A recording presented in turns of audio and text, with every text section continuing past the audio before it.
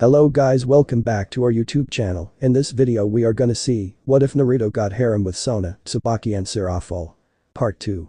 If you want more awesome fan fiction like this, don't forget to hit that subscribe button. So without wasting any time, let's get into the video.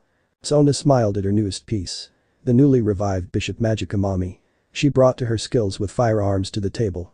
Now her peerage was shaping up to be an effective fighting force. With her this left 4 positions that needed to be filled. The positions of rook and 3 of her pawns. Opening her desk, she pulled out a letter that had the symbol of the Phoenix clan on it. "Oho-sama," said Loop from the shadows. Sona put the letter away. "What are you doing here, Loop?" asked Sona. "I had the day off from work and had my classes. I figured that I'd stop by and see if you're alright," asked Loop. "I'm fine. It's almost time for a full moon," said Sona, trying to get a rook to stop worrying about her. Loop froze hearing this.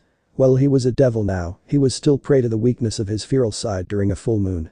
He had limited control over it, but not enough to be safe around people. The main reason he didn't have a familiar. Also, compaction for entry into the familiar forest was stiff at best, seeing as how only one family could enter at a time. "I see that I'll miss Saji-san, Haruko-san, and Mami-san getting familiars then. If nothing else, I'll bid you farewell, Oho-sama," said Loop.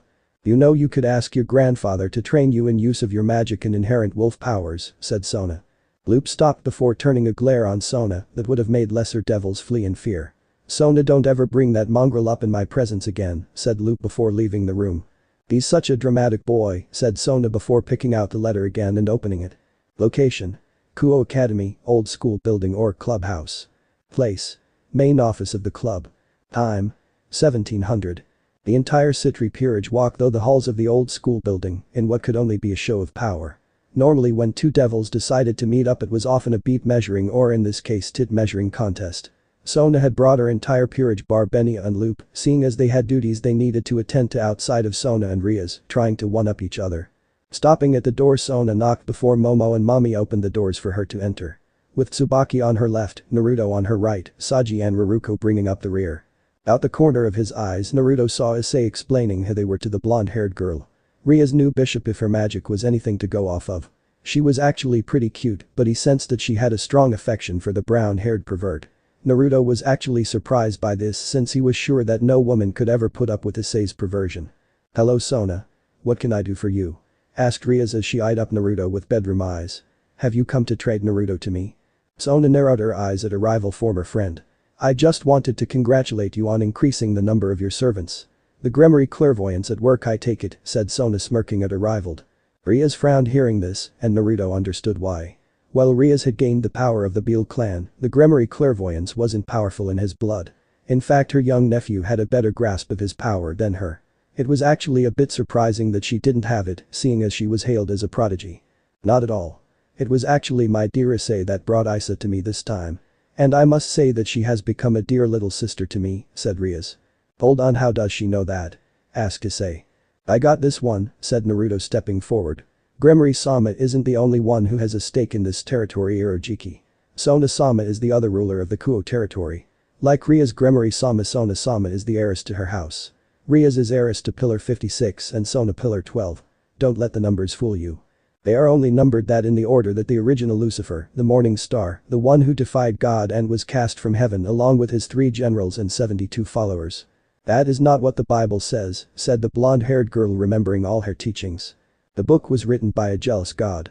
Out of all the gods that exist in the world, he was the only one who refused to share his glory with another," said Rias. "Hold on, there are other devils at this school?" asked Issei, his brain finally catching up to the conversation. "Took you long enough," said Haruko, crossing her arms under her fists. "Gremory-sama, I'm shocked you didn't inform your new pieces about us. Goes to show how much trust she has in you," said Saji, trying to play it cool. Naruto punched Saji in the head. "Hey, dumb. It's considered bad manners to get invalid in the affairs of other devils and families," said Naruto, reprimanding his junior. "Hold on, this is the new student council clerk. He's from 2C, I think I might have voted for this guy," said Issei with shock. "Forgive Saji. I still have much to teach him. This is my new pawn Genshiro Saji, as well as my newest bishop Tome Mami," said Sona. Saji bowed and Mami curtsied. "That's funny, I also have a new pawn and bishop respectively. Issei Hyoda and Asia Argento," said Rias. Naruto tuned out most of the rest of the meeting as Kiba walked over to Tsubaki and tried to talk with her.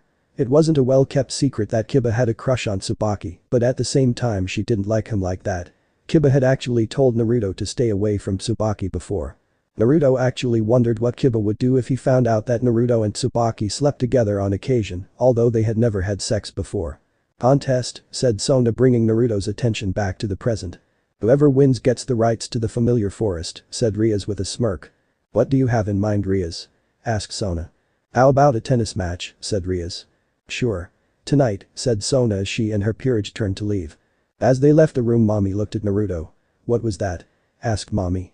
"What was what?" asked Naruto. "There seemed to be a negative aura when Sona talked to Riaz," said Mommy. "It's not my place to tell. Sona has an open policy when it comes to the peerage. She'll tell you when the time is right. It's more or less an open secret anyway," said Naruto. "I see," said Mommy. "Location: familiar forest. Place: open field. Time: 0000. After a rather heated tennis match and later dodgeball game, Sona had her peerage ready to go to the familiar forest. As they entered the forest, they encountered an 40-year-old Ash Ketchum reject. Naruto sighed before he ventured off on his own to look for a familiar. The forest was open for 6 hours before the gates closed again. Naruto jumped onto a tree before he began to bound from place to place.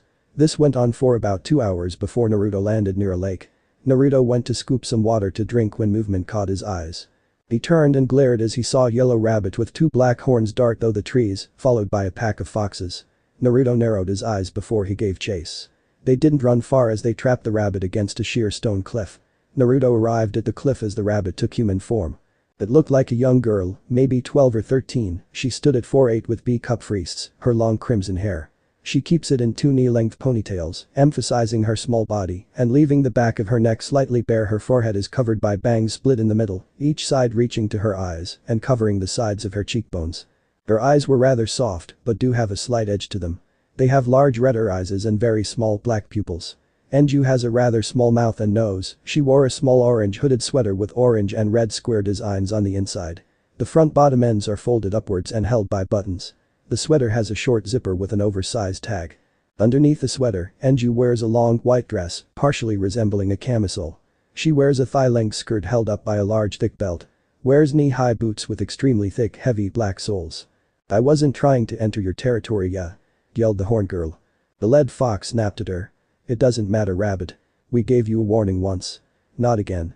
One of the foxes darted at the girl and was close to her only to met a lightning bolt that sent it flying. The foxes looked at where the lightning bolt came from and saw Naruto standing there rubbing his hand as he looked at his hand. "What did you do to my kin, you damned half-breed?" yelled the fox. "I deep-fried him. Although I hate using lightning. I have little control over it," said Naruto. "I much prefer to use alchemy. Much less complicated than weaving magical knowledge together." "Half-breed," yelled the leader, charging at Naruto. Naruto held out his hand with his middle finger and thumb together. "Disappear with a sound of thunder," said Naruto as he snapped his finger. The rabbit didn't understand what happened, only that the foxes fell to the ground dead. The one who saved her turned to leave. She followed after him only for him to stop and turn to her. "What do you want, Chibi?" asked Naruto. The girl puffed out her cheeks at him before jumping up and throwing a kick at him that he ducked. "I'm not a chibi," yelled the girl. "And brat?" asked Naruto as he blocked a punch. "I'm not a brat," yelled the girl as she opened her mouth and fired off a beam of lighting. Naruto held out his hand and stopped the lightning. He looked at his hand, grinning. "I like you, Chibi. How about becoming my familiar?" asked Naruto as he held out his fist. The girl grinned at him. She bumped fists with Naruto. "Sure. I have nothing better to do, Oni-san." "Yeah," said the girl. "My name is Uzumaki Naruto. From this point forward your name is Enju," said Naruto. The now named Enju grinned at this. "I can live with that," said Enju. "And cut her it would be cut."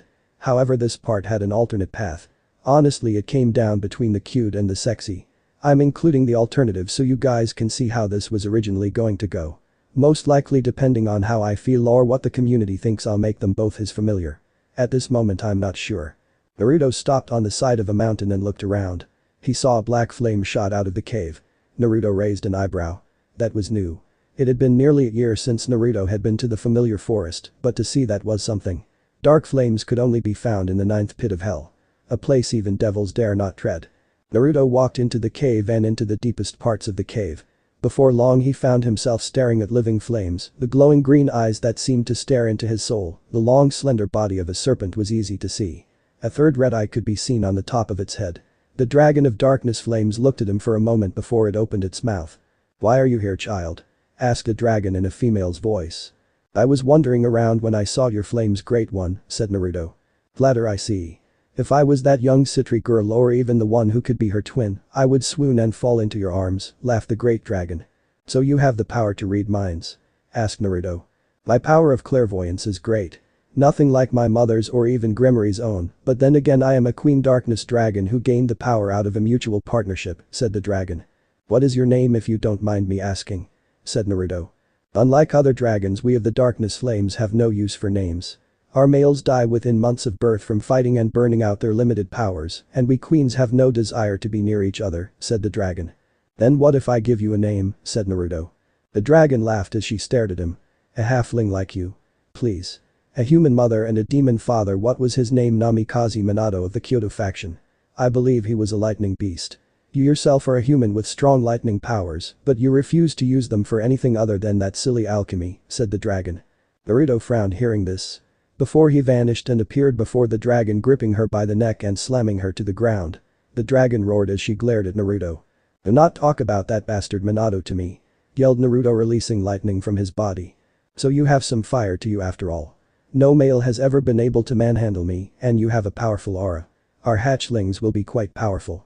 "Very well, master," said the dragon as she began to burn and take a different shape. Her new form was rather striking in appearance. She looked quite young and beautiful, standing at nearly 5'8" with large D-cup breasts. She had long black hair with green highlights, copper brown skin with pointed ears, sharp canines, and dark green eyes. She wore a black robe with purple outlines, a green sash and no footwear. "From this moment forward your name will be Rina," said Naruto with a smile. "Very well. Take care of me, master," said the now named Rina. "Taibi, I told you not to add that crap to the food," yelled a voice. "What was that, you overgrown lizard? Last I checked all that fat went to your boobs," yelled another voice. Naruto groaned as he heard his two familiars fighting downstairs in the kitchen. Shortly after the two met, they had instantly started a rivalry of sorts that made no sense to the young blonde male. It had something to do with height, boobs, and other things. "Those two are quite lively for a Friday morning," said Naruto. "At least my familiar stays in the forest when I don't need him," said Tsubaki as she awoke wrapped in the arms of Naruto. The last week following their trip to the familiar forest had been quite stressful. According to Sona, Riser was getting impatient. He would be visiting soon. Sona had made it perfectly clear to both Naruto and Tsubaki that she didn't want to scare the others.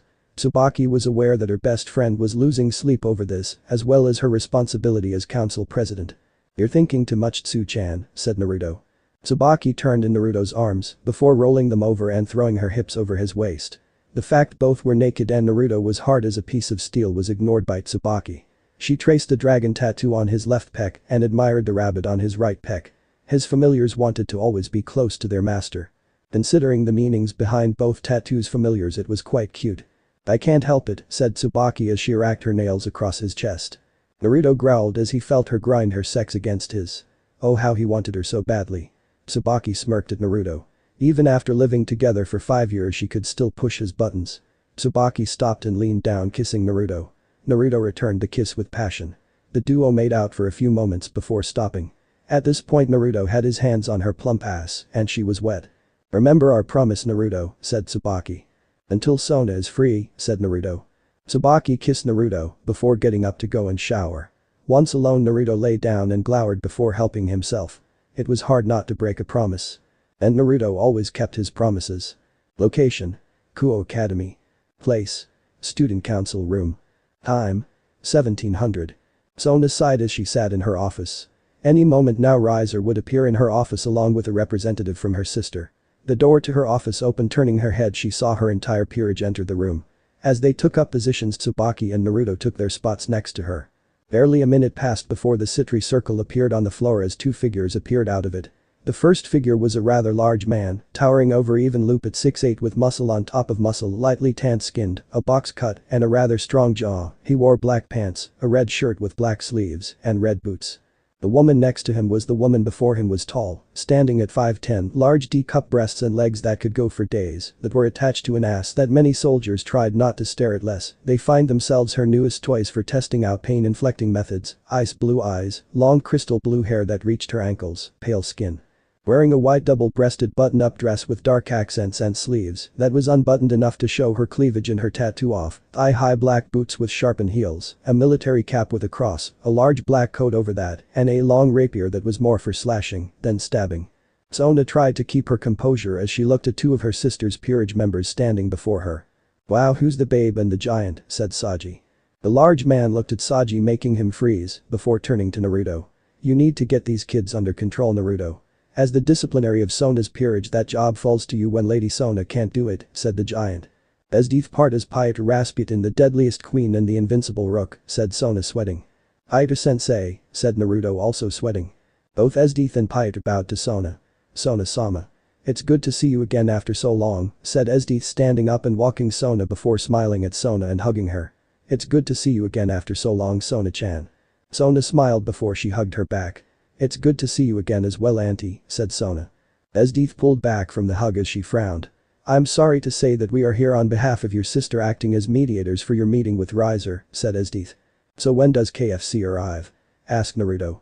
Before Sona could say anything else, another magical circle appeared on the ground before a man and Tsubaki narrowed their eyes at the man.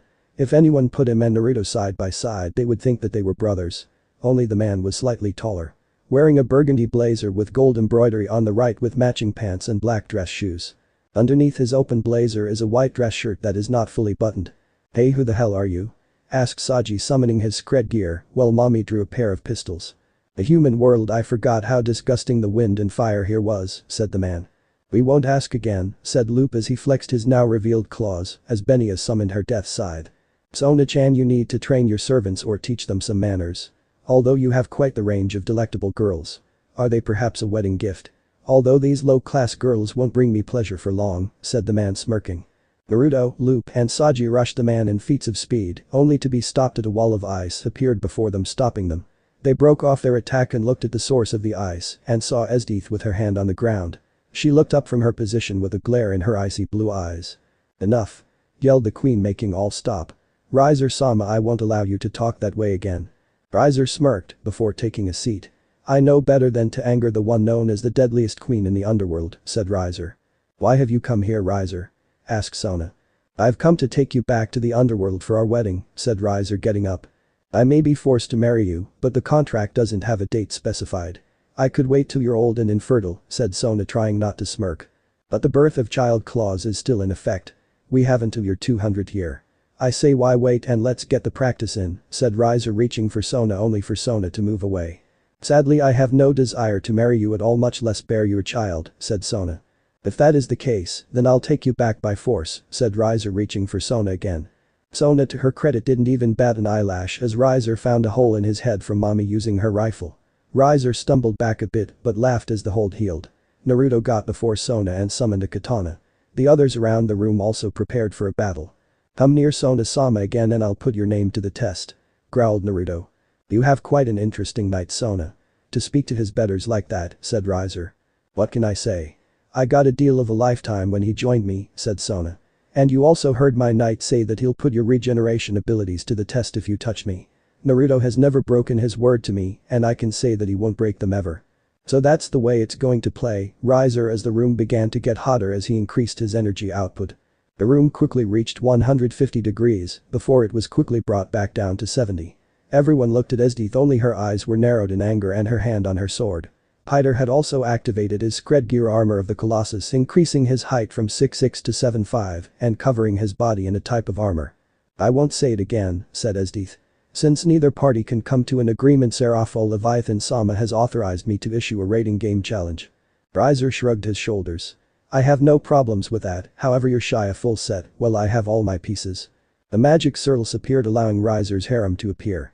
As the two sides stared each other down, battle plans were already underway in both leaders' heads. Aside from that, Naruto himself was planning a surprise for Riser. Location: Japanese Alps. Place: Gremory Villa. Time: 1300, September 1st. Riser had agreed to give the student council a handicap. Seeing as he was a veteran of the rating games at this point, it would be unfair to expect Sona to fight him. Riser was allowing them to train for 10 days before the rating game was to take place. The members of the student council were hiking to their training grounds. Rias was allowing her to use her family's mountain villa as her training location. The group arrived at the villa around noon and quickly settled. Once everyone dropped their gear, Sona called all of them to the dairy. Once everyone took a seat around Sona, Tsubaki got them all tea and cake. "I think it's time I told you all about how I came into this contract," said Sona. This made everyone look at her in shock. It was well known to the peerage that Sona had another betrothal before Riser, but she ended that one with a chess match. Riser wasn't a fool and knew what Sona planned when she invited him over to talk about a chess match. He was adamant that he was going to marry a pure-blood devil with status. Hence his rush to get Sona into a wedding dress. This story starts when I was 10 years old, before Riaz and I knew about our marriage contracts, when she was my best friend, said Sona as she started to remember the better days when Riaz was her best friend. Flashback. The 10-year-old Sona followed after Riaz as they ran around the Citri fields. Esdeath and Grafia were watching over them on the orders of Serafol and Surziches. Sona and Riaz often played together, at least 3 times a week. Both girls were the stars of their clans. It was only recently that both girls got their evil pieces and both actually got surprised. Riaz managed to have a mutated bishop piece and Sona a mutated knight piece. As the girls fell into the grass laughing, they reached out and grasped each other's hands as they looked up at the night sky. This was just another day in their lives. They were sure that nothing would ever change the way they thought about each other. "Hey Sona-chan, what kind of peerage are you going to build?" asked Riaz. Sona smiled. "One built around the heart. All the powers and scared gears in the 3 realms mean nothing if you don't have the heart to back them up," said Sona. Riaz nodded before she rolled onto her stomach. "I want a peerage of friends and like-minded individuals. Ones who won't compromise their integrity, even for my sake," said Riaz. Sona smiled. "We both have high goals for ourselves, Riaz-chan," said Sona. "Sona, promise me that one day we'll have our own rating game," said Riaz holding out her pinky. Sona took the pinky. "I promise," said Sona. Flashback end. Shortly after that we were told by our families that we were engaged to other houses. Riaz to Phoenix and myself to Furkas. I managed to beat the man I was to marry in a chess match a month after I was told. Riser heard about me beating his friend and had the contract recreated. For about a year after that I hardly talked to Riaz as she was obsessed with breaking the contract, said Sona sighing. 2 weeks before I encountered Naruto was the day that Riaz managed to trick me into taking her contract. "How did she manage that?" asked Saji. "There is a out clause that Riaz exploited that I didn't know about. It was so ridiculous that most people wouldn't have thought about it," said Sona. "To this day I'm not even sure how she got her hands on the contract." Flashback. Riaz sat across from Sona with Akeno and Tsubaki joining them. They were drinking tea that Akeno had made. Sona was happy to see her friend again. They even managed to allow their queens to meet. Although Riaz also had a rook, but she was currently busy. "Riaz, I was surprised that you called me over," said Sona. Riaz smiled. "I haven't seen my best friend for almost a year. I wanted to see you," said Riaz. "So what's the occasion?" asked Sona taking a sip of her tea. "Are we going to play chess or one of your Japanese games that Surziches brought you?" "Oh right. There's this matter," said Riaz putting down the tea and fishing out a piece of paper and passed it to Sona. Sona picked it up and quickly skimmed through it. "Kuo Town?" asked Sona. "That is right. Our families are allowing us to share control of the territory." I started looking at the area. "It's quite large," said Riaz. Sona reread the contract fully and nodded in understanding before she took a rock feather and dipped it in ink. As she started to sign her name, Tsubaki looked at Riaz and saw her face and saw that Riaz smiled a smile that didn't seem right on her face. Tsubaki's eyes widened before turning to her mistress. "Sona, stop," yelled Tsubaki just as Sona finished signing. As she did, the contract glowed before the seal of Grimory on the contract shattered and was replaced by the seal of Citri. Sona's eyes widened as she took the contract and felt a top layer over it. Ripping away, she looked at it and her eyes widened. It was the contract of marriage between herself and Riser Phoenix. Sona looked at her friend and saw her smile and say one word. "Freedom," said Riaz. Flashback end. The conditions are as follows. It must be a high-class pure-blood devil from a clan and not an associate family, the female cannot be younger than the betrothed by 10 years, and finally the female must willingly sign the contract to replace Riaz, said Sona as she stood and looked out the dining room window. Everyone looked to their leader and understood her situation even better now. Naruto stood up and looked at Sona before getting to one knee and grabbing her hand. Sona blushed at this before she saw the others follow Naruto and kneeling before her. "Sona-chan, I made a promise with Tsubaki years ago after you saved me from the streets. I would give my life to make any wish you have come true. Now I make this oath to you. I promise you that I will free you from Riser Phoenix or die trying. That is a promise of a lifetime," said Naruto. Sona smiled as tears spilled out of her eyes. "Thank you, my silver knight," said Sona. The 10 days came and went in a flash. Sona kept her people busy with a strict training schedule. Nothing was left to chance. Naruto made sure everyone was working as hard as they could, even Sona. Naruto also did extra training at night and spent time in the forge. Everyone was finishing their final touches before they went into battle. Sona's future was on the line here. Sona looked at one corner to see Momo standing next to Saji at the window. She could use her powers to listen into what was being said, but chose not to. Whatever was said was their business. If something came of it, then she would be happy for her peerage. Shaking her head, she looked at every member of her peerage. The glasses-wearing king sighed as she sat in her chair just looking at her peerage. She was prepared for the worst. In the case of a complete defeat, she would release her servants from their bond beep. It was something all kings could do, but few did. It was considered a sign of weakness and failure to release one's peerage. She'd rather have that failure hanging over her head than rise or potentially raping the females of her peerage and killing the males. "Sona, are you alright?" asked Naruto as he walked up to Sona. "No, I'm scared that we'll fail, Naruto," said Sona, confiding in her knight. "I know we've done all we can, but that doesn't stop the doubts from finding their way into my mind when I'm not focusing. Trust in your friend, Sona. We won't let you fall," said Naruto, placing a hand on her shoulder. Sona would never admit it, but Naruto's mere presence gave her peace of mind. She trusted all her peerage, but something about Naruto made her believe in her heart that she had a chance of winning, even though logic said otherwise. Sona looked at the clock and saw that it was 30 minutes to show time. "Everyone gather around," said Sona, putting her fears in the depths of her mind. All conversation stopped as they walked over to Sona. She opened the map of the raiding game. They would be playing in a replica of the school. This was done to give Sona the advantage, as Riser had competed in 10 raiding games with only 2 loses. And those were due to favors owed. In short, Riser had never willingly lost a raiding game. Now here they were, no true raiding game experience under their belts. "Okay, so here's layout of the board. We will be stationed inside of the old schoolhouse as our base, while the student council room and the surrounding 100 feet above and below the area are considered Riser's base," said Sona. "That sounds perfect. We know the school better than they do," said Saji. "The greenhouse and the gym are the perfect areas to lay trains and start the game," said Benya with her mask on. "Oh, that reminds me," said Naruto as he used a magic circle and summoned several small bracelets with hexagons on them. "These are replicas of Silver Skin. They will protect you from at least tier 4 magic and physical attacks, while only reducing the power behind tier 5, 6, and 7 magic. Anything past that and they're useless. They also only last for 30 seconds. Use them wisely," said Naruto. Everyone took one and wrapped it around their wrist as Naruto summoned 2 more items. One was a blue hilt that looked like it belonged to a rapier, while the other was a short sword that looked like it was about 19 inches long with ice covering it. The blade was slightly curved downwards, one side of the blade was serrated, while the other was just razor sharp. The interesting contrast to the blade was that the serrated part had a second layer that was hard to see, but if you looked closely you could see black blades lining up behind it. "What is that?" asked Momo, looking at the sword. "These are things I've been making in my forge for a little over a year now. Only Tsubaki has been in my forge to see these. The blade I've been making for over a year now, and the hilt for a little over 6 months," said Naruto, handing the hilt to Sona. "I call it Winter's Tragedy. It will respond to your magic only and will allow you to summon a sword of ice or water. I also made it to fit your style of fighting." "Naruto, thank you," said Sona as she summoned a belt and clipped it to her right side. The room turned white as they were all teleported away. Barry appeared in the middle of the student council room. They knew that they were in a separate dimension due to the sky outside. Haruko summoned her Buzo Renkin and took up a position beside Sona, as did Loop. 2/3 of the strikers would be defending Sona, while Naruto, Saji, Benya, and Mami would make up the advance guard, with Momo and Tsubaki would make up the reserve unit. 30 minutes into the game, or after exactly 4 pawns, 1 knight, and 1 rook were defeated, they would move on to phase 2.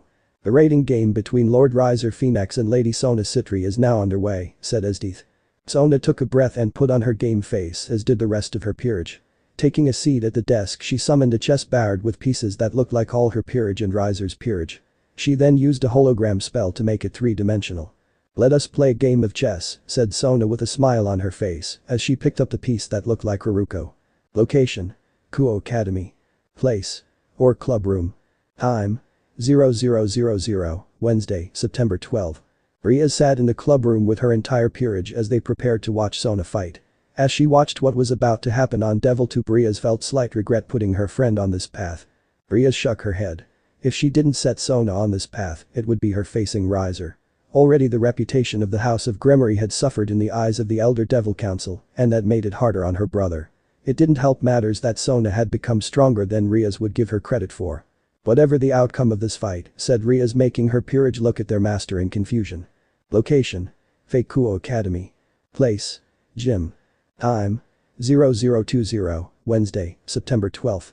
Naruto arrived at the gym prepared to defend it. Naruto had forgone the use of Silver Skin for the time being, as he knew that he would need all that power for when they fought Riser. The longest time Naruto could maintain Silver Skin was 28 hours without interruptions, and 17 if he was running a battle gauntlet. Many people didn't know it, but Kakugane relied on mental focus and the energy of will to use and maintain. Haruko knew this, and she knew that unlike Naruto, she had only 6 hours of battle time with her Buzo Renkin. To prepare for this duel, he asked both Rina and Enju to prepare something special. Enju had already returned from doing her part and was already off to prepare her next trap. Enju was much faster than the average knight and was quite a good fighter with just her feet. If she ran into anyone, she would be able to take care of herself. The door on the opposite end of the gym opened and Naruto caught a glimpse of his opponents. So I got two lawless with chainsaws, a Chun-Li wannabe, and a pole fighter more like pole dancer. I was sure KFC would come after me himself, said Naruto, creaking his neck. Don't underestimate those who are loyal to Riser-sama. I am Mira, yelled the girl, spinning her staff. The Chun-Li girl got into a stance. My name is Shulin. And I won't have you insult Riser-sama in my presence, said the Chun-Li girl. The twins revved their chainsaws. We are Isle and Nell. Come play with us, Mr. Knight, said the twins. Naruto smirked as he drew his new sword. Frost Pain. I'm glad I got such lovely ladies to keep me company. Now I'll get to test out my new weapon on you ladies. Please go easy on me, it's my first time, said Naruto, winking at them. Allow me, girls. I don't mind popping his cherry, said Mira, twirling her staff. But a threesome is so much better, said Shulin. Let us join in, said Isle, grinning. Yeah. It's been a while since we got it good and proper, said Nell. Little girls shouldn't be so creepy, said Naruto. Mira was the first one to charge in and thrust her staff at Naruto. Naruto blocked with the flat of his sword before blocking a dual strike from the twins as the chains sparked as they clashed with his sword. Throwing them away, he blocked a strike from Shulin. Jumping back, he opened his hand and charged a bolt of lightning before firing it at Mira. Mira barely had a second to last before the attack struck, electrocuting her. Mira screamed in pain.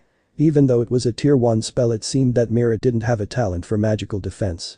Naruto was forced to stop the lightning as he turned to the twins, stopping their attacks with Frost Pain. This was short-lived as he was sent flying by Shulin. Naruto flipped in the air and landed while rubbing his stomach. It looked like she focused on the strength aspect of the rook.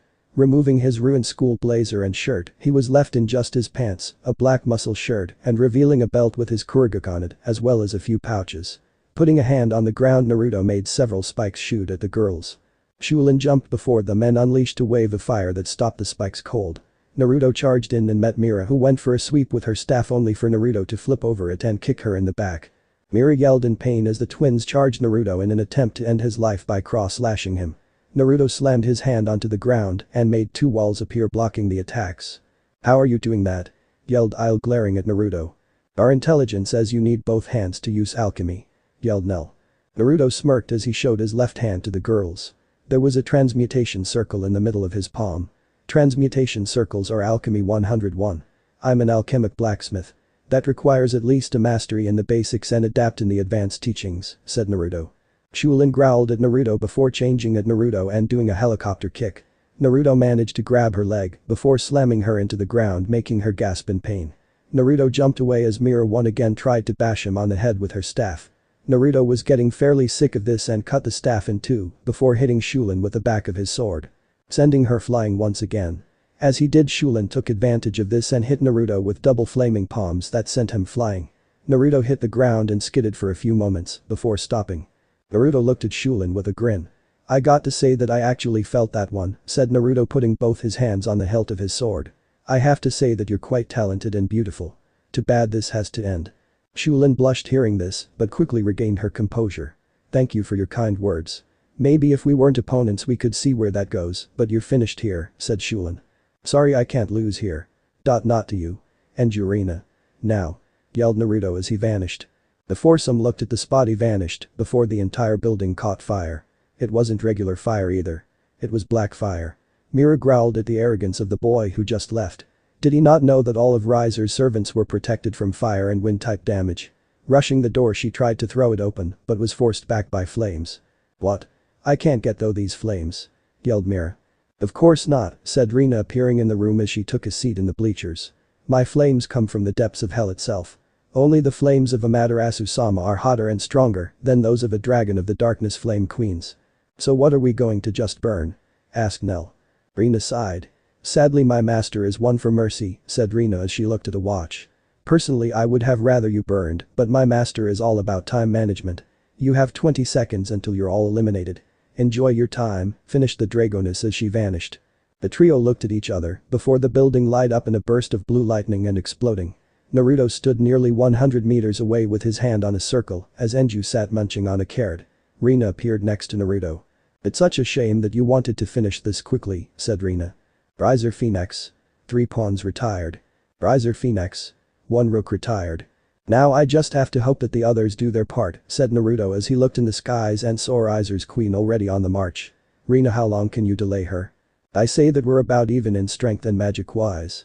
The only edge I have is that fire magic and combustion magic are useless against me. If she has anything else up her sleeves, then she might be able to stop me, said Rina. Run interference. I need to call Sona-sama, said Naruto as he turned to head back to the old school building. Rina took off after Riser's queen, barely a minute later black and orange explosions could be seen in the sky. Naruto touched his ear. Sona-sama, I've sent Rina after you, Baluna. I'm not sure how much time she can buy us though, said Naruto. Understood. Naruto, activate Plan J2 and proceed to the track. We have confirmation that both of Riser's bishops are there. Luke will meet you there. Take them out as quickly as possible. Hi Sona-sama, said Naruto as he pulled out his Buzo Renkin. Time to get a little serious. Enju, let's go. Enju appeared in her rabbit form on Naruto's shoulder before they vanished in a bolt of lightning. Location. Feikuo Academy. Place. The greenhouse. Time. 0045. The greenhouse occupied the rightmost limits of the entire playing field. The greenhouse was about half as large as the gym was and gave smaller forces the advantage in a fight. However, when the advance guard went out, it was decided by Sona and Tsubaki that Naruto was to go to the gym alone. Everyone looked at Sona as if she was crazy for that choice, but it made the most sense. Naruto had the highest defensive and offensive power in the peerage. Not many people could defeat him if push came to shove. Saji rubbed his head. I can't believe that guy managed to beat 4 of Riser's pieces alone. I got to catch up to him. They underestimated us, more importantly they underestimated Nai-san. They won't make that mistake again, said Benya leaning on her side. I'm actually looking forward to who they send after us here in the greenhouse, said Mommy smiling. Good thing you don't have to wait long for us, girly, said a female Terminator-looking chick as she was joined by a belly dancer and a pair of schoolgirl cats. Well, this is just going to be fun. I'll show you the strength of Jinshiro Saji, the pawn of Sona Citri, said Saji grinning as he prepared to fight along with his teammates. Rias and her peerage were in a state of shock after watching Naruto absolutely destroy 4 of Riser's pieces in just a few minutes. Such power wasn't uncommon among devils, but normally it was those of high-class power or higher. Oh my god, OWWW, yelled Asia, grabbing her head in pain. Thou shalt not take the Lord's name in vain, OWWW. Yeah, no kidding. He just wiped the floor with those chicks with ease, said Issei, thinking about how he would have defeated them using his new spell Dress Break. I never knew Naruto-kun was so savage. A girl can get wet thinking about it, said Akeno, licking her fingers. Kaneko looked at the screen with interest. He's good, but why did it seem like he was holding back? Thought Kaneko. That sword is fascinating. Even using Sword Rebirth I couldn't create something so powerful. He had to have built that from scratch, said Kiba, thinking how he would like that sword for his own. Rias crossed her arms under her breasts. He's strong, alright. Naruto is called the 100 Arms Knight, said Rias. Do you know why he's called that, Rias-sama? Asked Asia. Rias shrugged her shoulders. I don't know the details. Only Esdeath-sama, Piotr, Sona-chan, Tsubaki and Serafal-sama know why he's called that. Nicknames are a sign of the things that he did something amazing or has a power that is unique to him, said Rias. Location. Feikuo Academy. Place. Greenhouse. Time. 0045. Mommy wasted no time and took off, prompting the belly dancer to follow her. Haruko charged at the twins and began to attacking the twins. Saji summoned his whip and threw at a Terminator woman. The Terminator named Isabella caught the whip and began to swing Saji around. Saji disengaged the whip and smirked. Thanks for the extra power, said Saji, charging in and throwing out a kick. Isabella stopped the kick by crossing her arms, but was shocked that he was much stronger than she anticipated. She raised her hand to attack, but was stopped as she felt something pierce her back. Looking behind her, she saw that Shiraya, Marion and Burnett were all down. Mommy aimed at the three and unloaded several shots into them. "Sorry, but we don't have a lot of time to waste on you guys," said Benia, jumping up and swing her scythe at Isabella's neck. Lord Riser Phoenix 3 pawns retired. Lord Riser Phoenix 1 rook retired. "Alright girls, let's head back to Sona-sama," said Saji.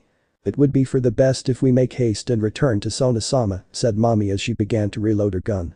Benia opened the door to the greenhouse and was greeted by Riser's queen, who was holding an unconsciousness Rina by the back of her kimono. Yubaluna raised her hand and flared her magic before unleashing a large ball of flames that exploded. Lady Sona Citri 1 bishop retired. Lady Sona Citri 1 knight retired.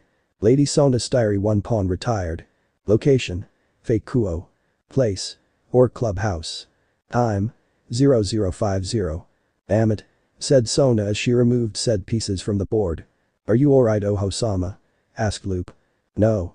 The first plan to defeating Riser relied on Saji draining his energy. Now we have to switch to another plan," said Sona.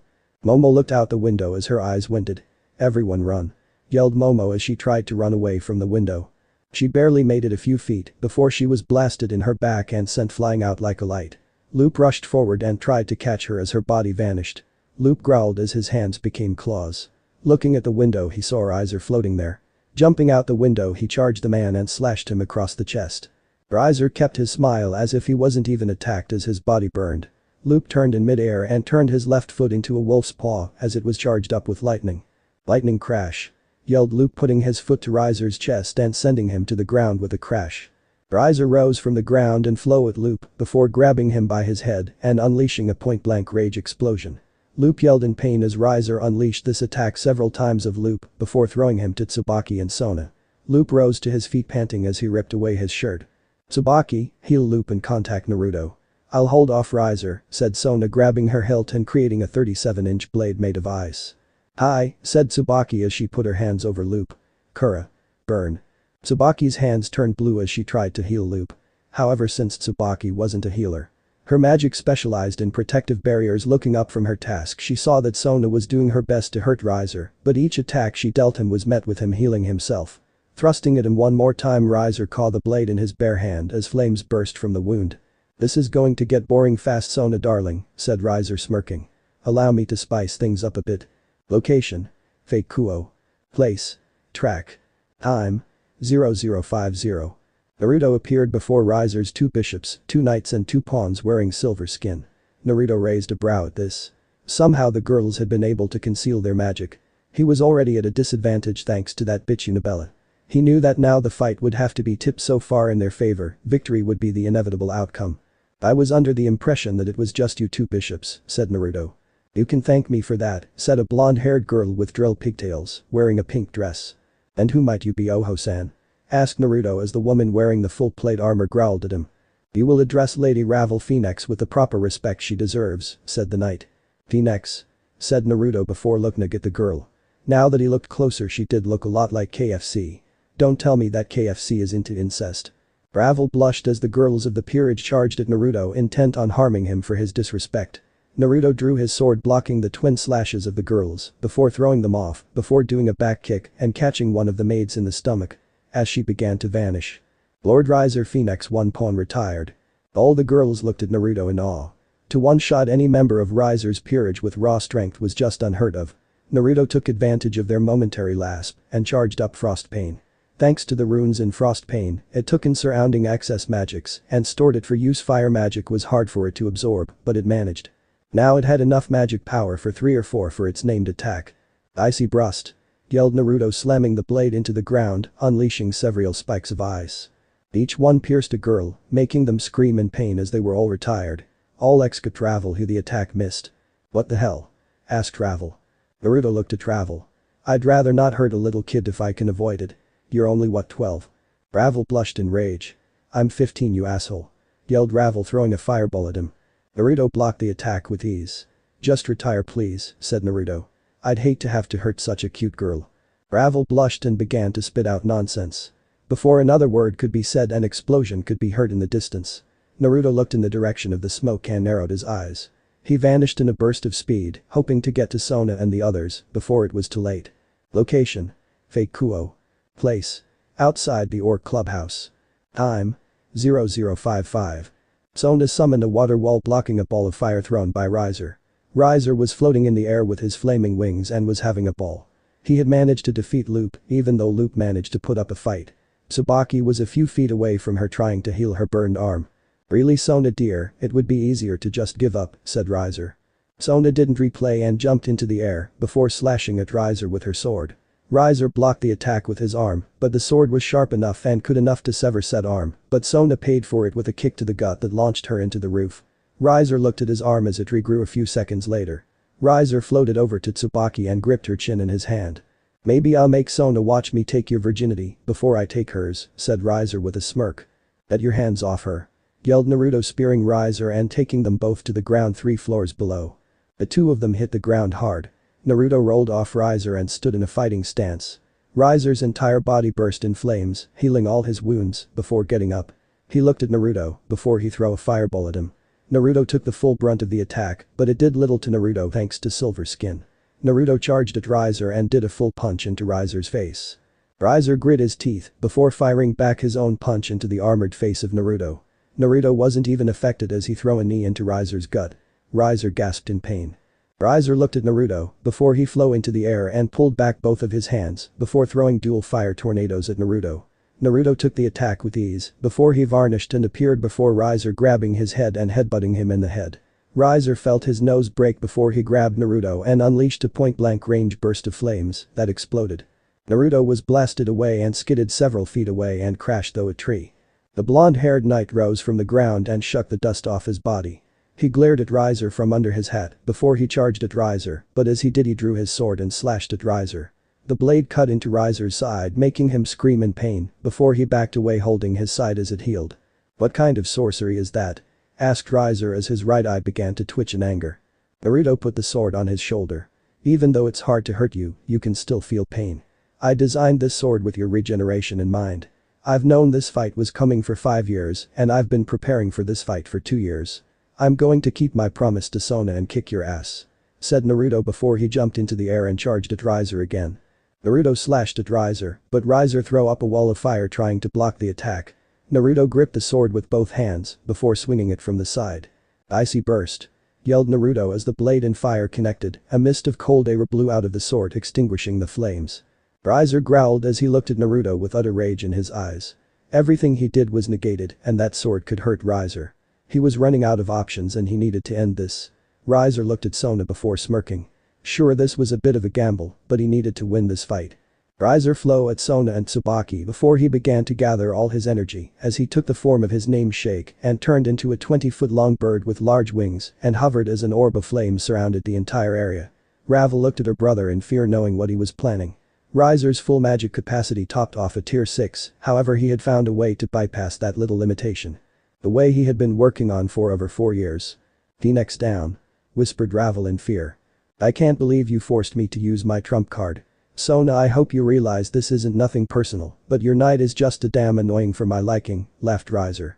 Naruto burst through the flaming sphere and slashed at Riser. "Icy burst," yelled Naruto as he unleashed pure cold at the bird. The sword went through the flames, but didn't extinguish them. "What the hell?"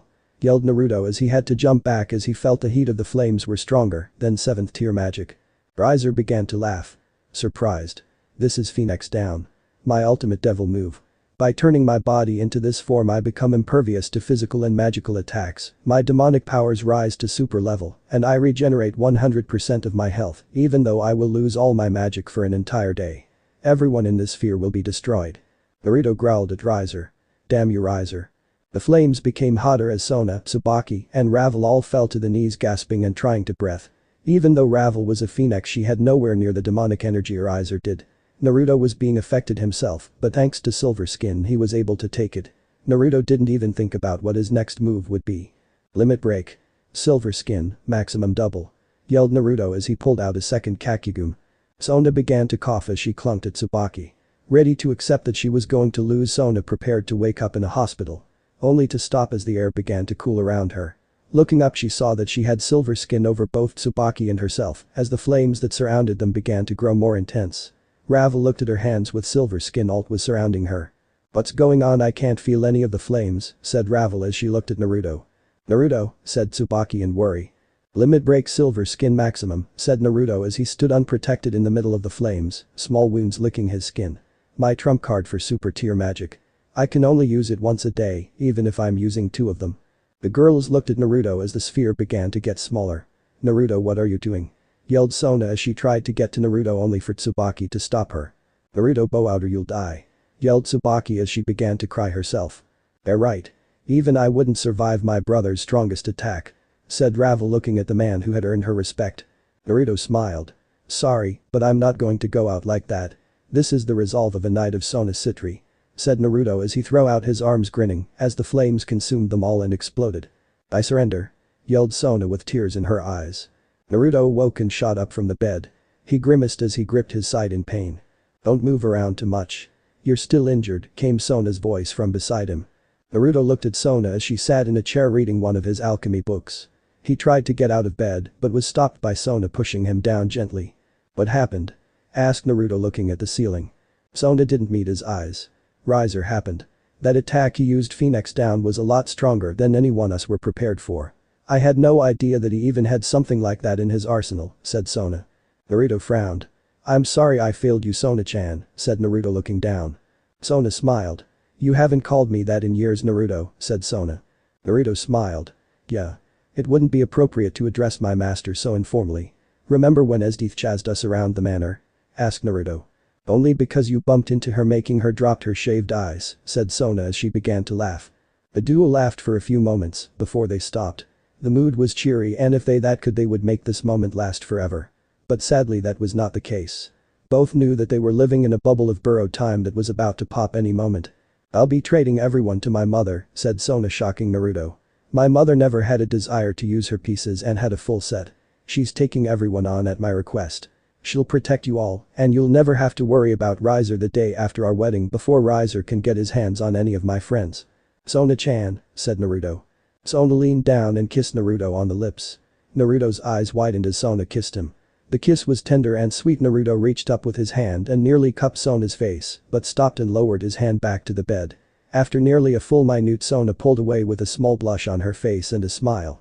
That was my first kiss, said Sona with tears appearing in her eyes. Why Sona-chan? Asked the stunned blonde. I wanted to do one thing for myself before I must marry Riser, said Sona standing to her full height. In 2 days the wedding will take place. All members of our peerage are expected to appear. I want you to stay away Naruto. Naruto's eyes widened. I can't do that Sona-chan. I'm your knight. Your sword, your shield, your sworn protector. Said Naruto. Sona turned away from Naruto. Naruto, please don't make this any harder than it already is, said Sona as she walked out. Naruto roared in rage and sorrow as his fist went through the wall several times. Sona heard her knight's cry but couldn't bring herself to enter into the room and comfort him. As Sona walked down the stairs, she found a sigh at her throat. Looking to her side she saw Benya standing there, her normally sleepy eyes narrowed in such a way that she was releasing all her demonic power in her eyes. Sona looked out the edge of her eye at the Reaper. What are you doing? Asked Sona. Give me one good reason I shouldn't reap your soul and give it to the primordial death Citri, said Benya. I only did what I thought was best, said Sona. Benya gripped her scythe harder and was shaking. By breaking Nai-san's heart? Asked Benya getting angry. I didn't want to, but Naruto would charge into the room full of high and ultimate class devils and do something reckless and get himself killed. He's proven that he gives no thoughts to his own safety in the past. Once when we were younger Naruto fought a spirit golem to protect Tsubaki and myself. He nearly died that day. No matter what Naruto has always protected me. This time I'm going to protect him from himself. Benya lowered her scythe and looked at the ground. This sucks, said Benya. Sona put her hand on Benya's shoulder. Yeah it does, said Sona. Location. Kuo. Place. Naruto and Tsubaki's house. Time. 1400, Sunday. Naruto sat in his home at his table glaring at the invitation that was his. His master would be marrying Riser in just a few short hours. Despite his planning, despite his equipment, despite his will, he had failed his master, one of the people he cared a great deal for. He gripped the invitation in his hand in a fit of rage, before throwing. Naruto Oni-chan, said Enju walking up to him and hugging him. Rina also hugged him from behind. It will be alright master, said Rina, deciding not to tempt him currently. Naruto tried to hold back his tears, but failed as they just came flooding out of his eyes. Naruto grabbed both Enju and Rina and hugged them as if they were his last anchor to life itself. Naruto wasn't sure how long he cried, but just as the waterworks stopped a magic circle appeared, along with Piotr. He was dressed in a tux. "Naruto, why are you not dressed?" asked Piotr looking at his watch. "The ceremony starts in about 2 hours." "Take a hike, Colossus." "I failed my friends, I failed Sona. I don't have the right to look at them," said Naruto. Piotr nodded before taking a seat. 4 or 5 moments, said Piotr. "What?" asked Enju as Rina and Naruto looked at him as well. 4 or 5 moments is all it takes, said Piotr again. "What the fuck does that even mean?" asked Naruto. "In this life there are 4 or 5 moments that define a person. What you do with those moments is up to you. The rating game was not one of your moments." "That invitation is," said Piotr standing up and preparing to walk out. "You know devils are not heroes, we are what we are." Naruto contemplated his words. He looked at the invitation on the table before picking it up. Dropping it back on the table, Naruto walked upstairs and to his closet. Rina and Enju followed after him and quickly found him getting dressed. Location: Underworld. Place: Phoenix Manor. Time: 1500, Sunday. Sona looked in the full mirror and looked at the dress that she was wearing, a knee-length white dress that came over her breasts but left her shoulders bare, white stockings and white heels that had a strap around her ankles, pull-on sleeves, and a gold glasses. "I knew I'd see you in a wedding dress one day, I just always thought that it would be to a different person," said a voice behind her. Standing there looking at her in the mirror was Serafal, wearing a blue floor-length dress that hung off her right shoulder, a pink sash, black heels. "Sister?" said Sona turning to her sister. "I thought you wouldn't make it." Serafal walked up to her sister and hugged her. "Why wouldn't I make it to my sister's wedding?" said Serafal. Sona sighed as she took a seat. "I don't want to marry him," said Sona holding back tears. Serah hugged her sister from behind. "It's alright, Sona. Go ahead and let it out," said Serafal. Sona began to cry before she turned into the arms of her sister and began to wail, thick tears falling from her eyes. At this moment, she wasn't a king, she wasn't the heiress to the house of Citri, she was just a 17-year-old girl. Serafal held her sister close. Serafal hoped that something good could come from this loveless marriage. Location: Phoenix Manor. Place: Ballroom. Time: 1600, Sunday. As Riser talked with several people, Tsubaki glared at him even as several men propositioned her for a good time. Honestly, while she could tolerate stupidity, devils didn't play by the rules of consent as most human countries did. Tsubaki was of Japanese descent, so she always knew that the age of consent was 18. Of course, she had been sharing a bed with Naruto from time to time.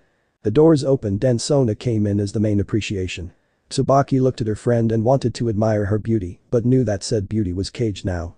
Many clapped as they saw Tsubaki walking down the stairs as Riser walked to meet his bride-to-be. "You look lovely in the dress, Sona," said Riser, before leaning down next to her ear so that only she could hear. "It will look even better on my floor tonight." Sona kept her mouth shut so as not to ruin this joyous occasion. As Riser reached out with his hand to take his new bride and show her off.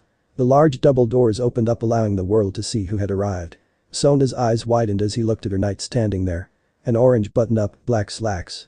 "Naruto," said Sona looking at her knight. "What are you doing here, Reborn?" asked Riser though gritted teeth. Naruto held up his invitation. "As a member of Sona Citri Sama's peerage, I was invited to the party to show support for my master in this moment of her life," said Naruto. Riser smirked. "So you've come to watch your master wed a noble?" asked Riser. "Since you seem to have done that, how about I set you up with one of mine for the evening?" Mira expressed an interest in you. Said you were stronger than she thought. "Sorry, but I have no want or need of your sloppy seconds," said Naruto as he closed his eyes as he reached into his jacket and pulled out a scroll. "Not really. I'm here to declare a devil's challenge," said Naruto before unrolling the scroll showing a dot. The room grew quiet hearing this. A devil's challenge hadn't been used in nearly 500 years. It was a way for devils to settle a dispute when negotiations broke down, the predecessor to the rating game that had more serve ramifications than one's ranking or position. It was also a way for bets to be settled between devils. "Naruto-san, what is the meaning of this?" asked Serafal with a frown. "Easy. I issue a devil's challenge to Riser Phoenix of the House of Phoenix for the right to have Sona's hand in marriage," said Naruto. Serafal raised an eyebrow at this. "I cannot allow this, Naruto-san. As this is a marriage between noble families, unless you have something to offer, I will have no choice but to force you to stand down," said Serafal. Naruto smiled as he opened a small portal and pulled out a container that held all of the Kakugane. "You put up the contract for the marriage to Sona, and I'll put up not only the Kakugane in existence, but also the blueprints to make more," said Naruto. Riser opened his mouth to talk, but was stopped by another more regal voice. That sounds quite interesting, but with you offering two rather coveted items in the forms of both the Kakugane and its blueprints, I think it only fitting that we offer something extra as well. The hand of my youngest child, said the Lady Fia Phoenix. Fia looked a lot like Ravel, only taller and with D-cup breasts. She wore a burgundy and black Victorine dress that showed a deep valley between her breasts. Mother, this is foolish, said Riser, looking at her as if she lost her mind. Fia looked at Riser and silenced him with a single look. Normally I'd agree with you, my son, but Uzumaki here managed to defeat most of your peerage by himself. Not to mention that he protected your sister from your strongest attack, said Fia. Mother, we were in the middle of a raiding game. Ravel was safe, said Riser. Actually that's not quite true, said Seraphol. The attack you used went beyond 7th tier.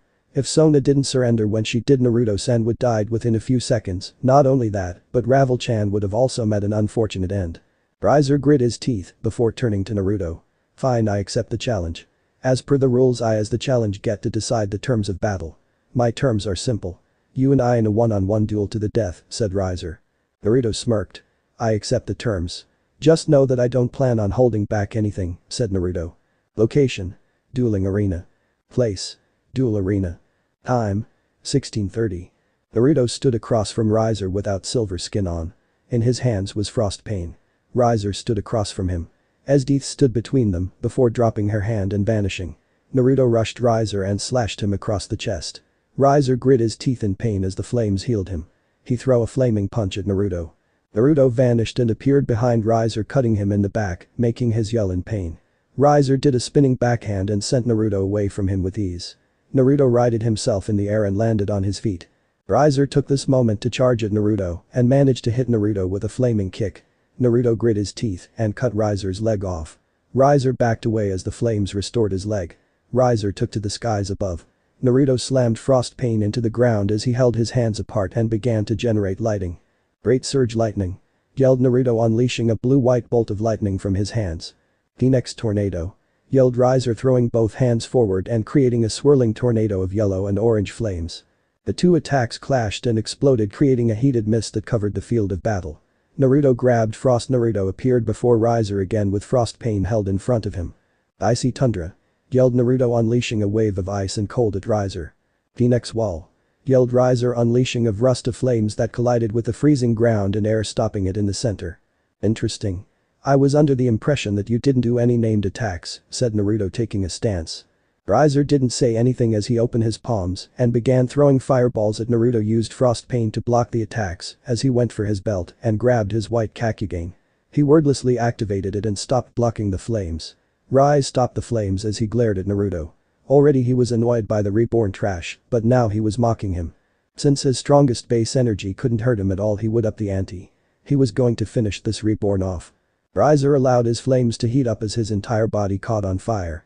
Naruto looked at Riser as he vanished and appeared in front of Naruto, hitting him with a wicked right cross.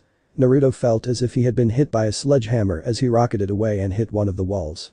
Rolling out of the wall, Naruto's hat fell on the ground as he undid the top part of his coat, showing a burning bruise. Naruto wiped the blood from his mouth as he was forced to roll out of the way of a flaming axe kick that melted the bricks. Naruto righted himself before the gloves receded and he clapped his hands together, created a wall as dozens of spikes launched from it. The spikes hit Riser, but they did little to the youngest Phoenix son as he made his way to Naruto. Naruto charged at Riser and stomped the ground as he pulled back his right fist, allowing lightning to coat his fist. Uzumaki Lightning Crush Straight! Yelled Naruto, throwing out one of his strongest attacks. Riser crossed his arms blocking the attack, but the force was enough to send him backwards and away from Naruto. Riser stopped almost 0 feet away from Naruto before he used his flames to disperse the lightning. Naruto charged at Riser using his natural speed as Riser did the same. The two men began an exchange of blows with their respective element. Thanks to Silver Skin, Naruto was receiving less damage than Riser, however Riser's high speed regeneration more than made up for it. The two men broke apart panting. While Riser was healing, he was still affected by the damage. It took a toll on not only his demonic energy reserves, but his stamina as well. The youngest male Phoenix glared at his opponent. Where did all this power come from? You didn't have it during the raiding game. Yelled Riser. Naruto chuckled before spitting out a glob of blood. I've always been remarkably strong. Most of your peerage was weak enough for me to beat without using my alchemy or lightning based abilities. Had I gotten to you before you got to Sona, we would have won. Seeing as how you got to her and unleashed your strongest attack, I had no choice but to use not only my own trump card, but protect all three ladies involved. Now that you and I are alone I can go wild. Limit break. Silver Skin, maximum double. Yelled Naruto, allowing Silver Skin to reach its current maximum power while summoning a second Silver Skin. Please, this little trick won't stop me from winning.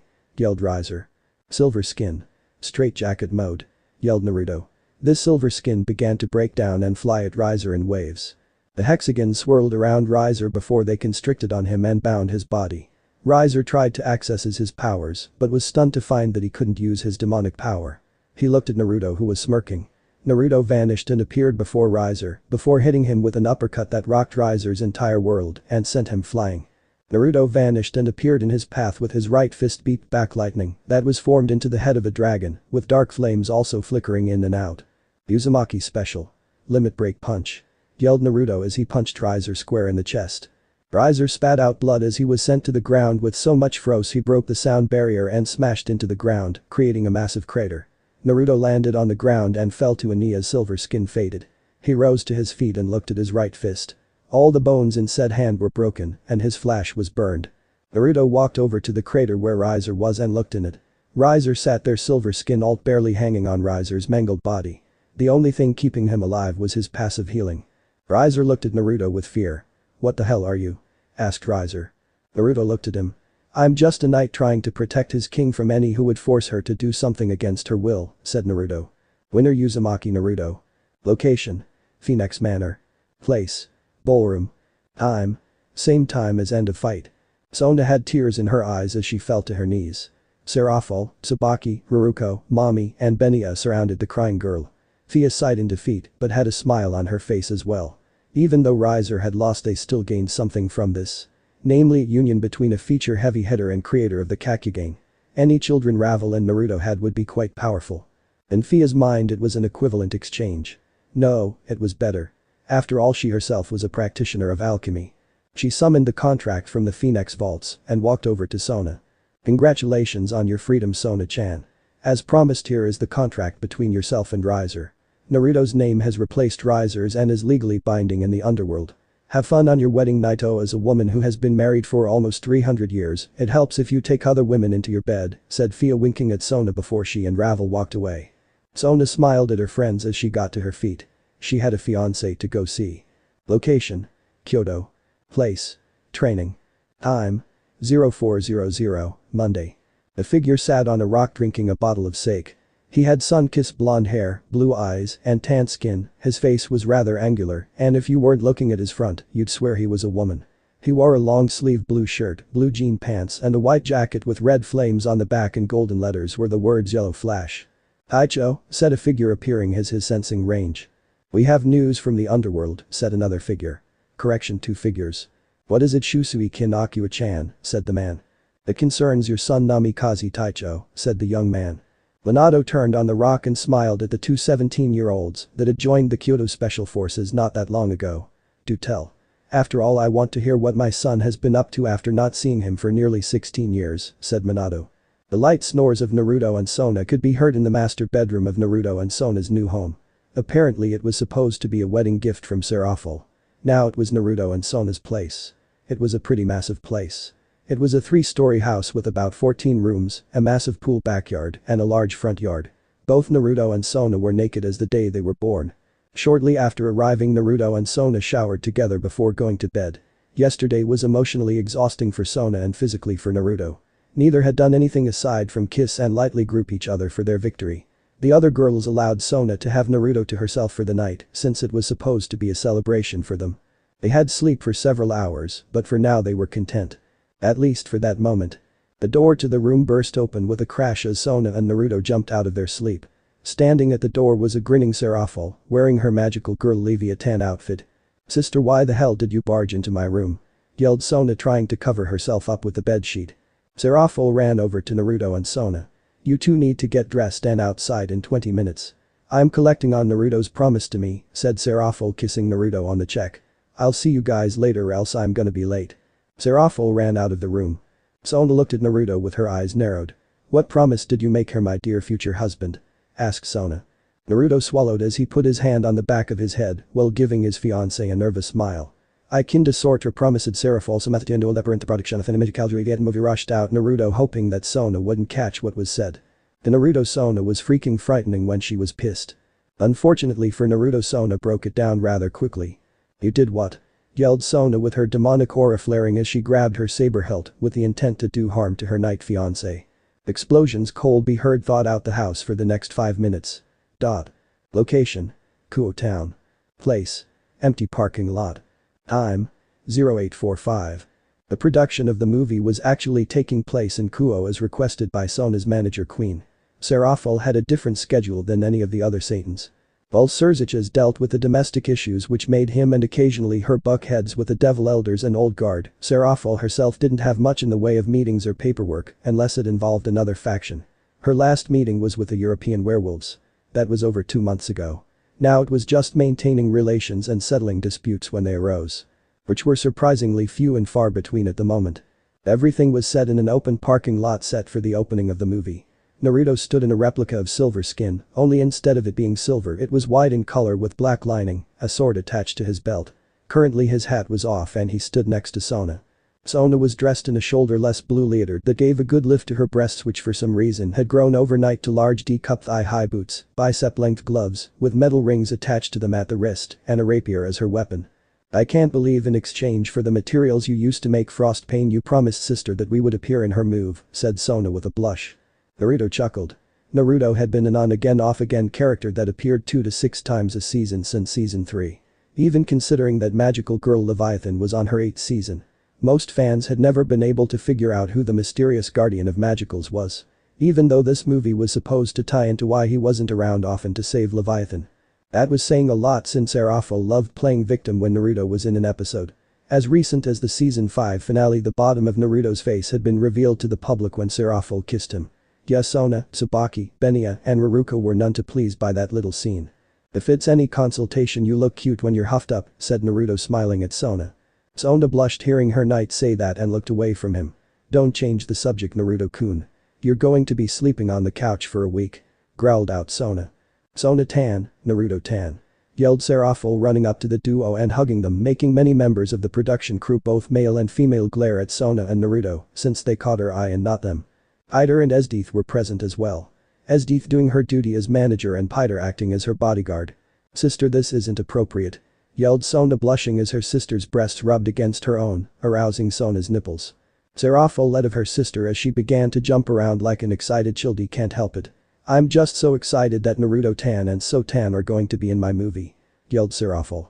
Both groaned as they were in for an afternoon of hell. Esdeath and Piter sighed at their king. Already quite used to her antics.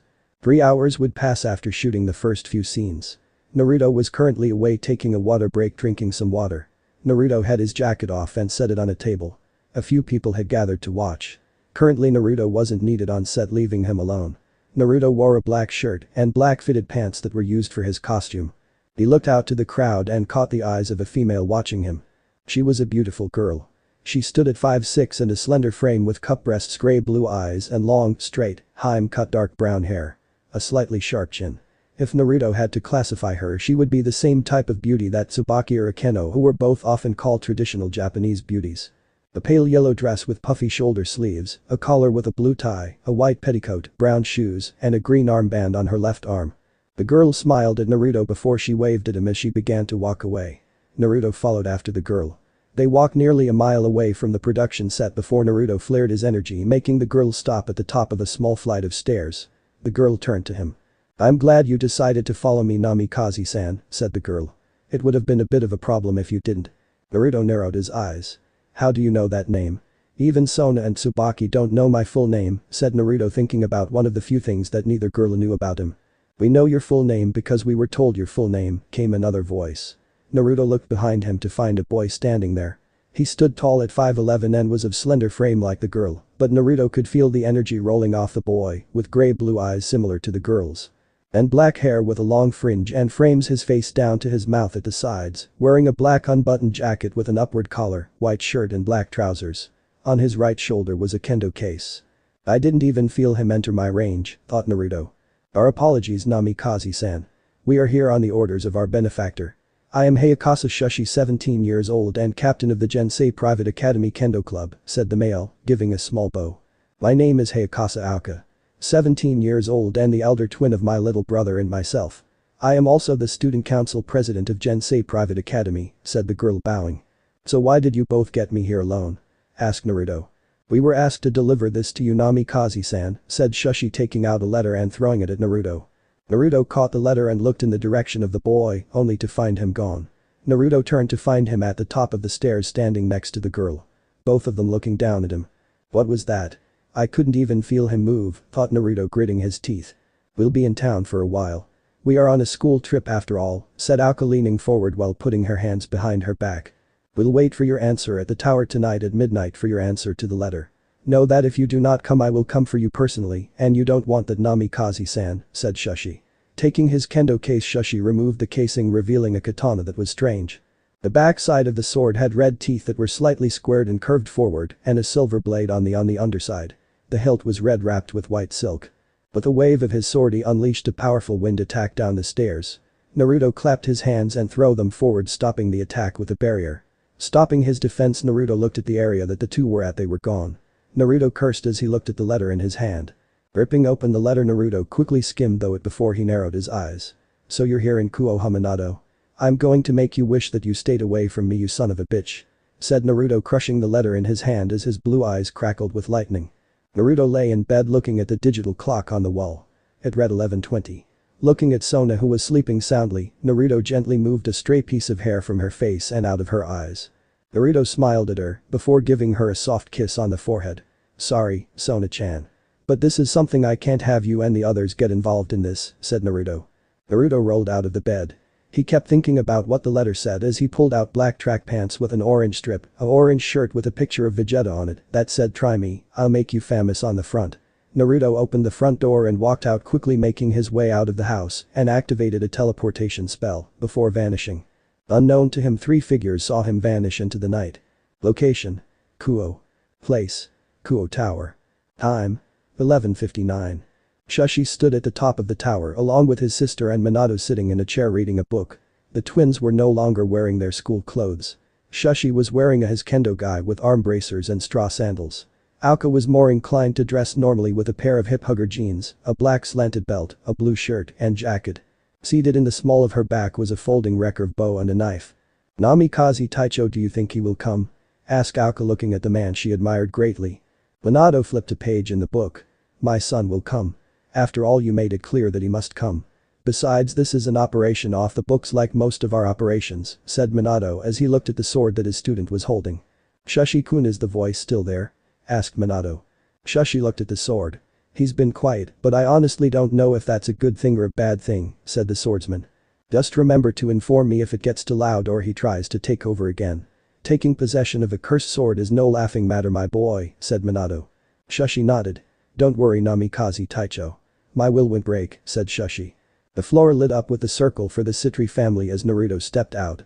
As he looked around the room, he saw Minato standing up as he put his book away. Naruto narrowed his eyes before he vanished and appeared above Minato. Shushi put his hand on Uramasa and was about to unsheath it but was stopped by Minato raising his hand. Uzumaki Heavenly Axe, yelled Naruto as lightning surged around his foot. Minato looked at the attack with amusement.